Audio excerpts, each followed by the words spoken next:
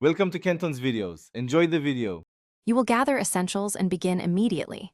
Install Visual Studio Code plus the AL language extension because it provides the compiler and tooling.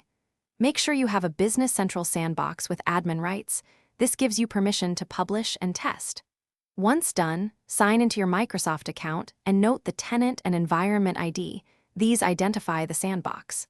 Now open Visual Studio Code, create a new AL project, and prepare for the next connection steps by choosing the correct workspace. Next, authenticate and configure your project to link to Business Central. Use the AL, Go, command, select Cloud Sandbox, and paste the sandbox tenant and URL. This creates a launch.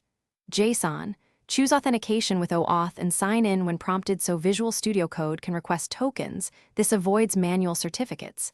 Then edit launch. JSON to confirm server, environment, and startup object ID.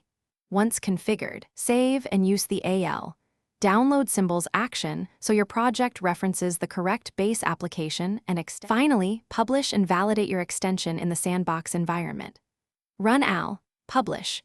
Visual Studio Code will compile, deploy, and open the Business Central web client so you can test features.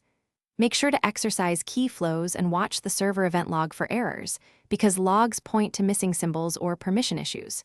If deployment fails, stop and verify your authentication, sandbox URL, downloaded symbols, and whether a proxy or firewall is blocking access.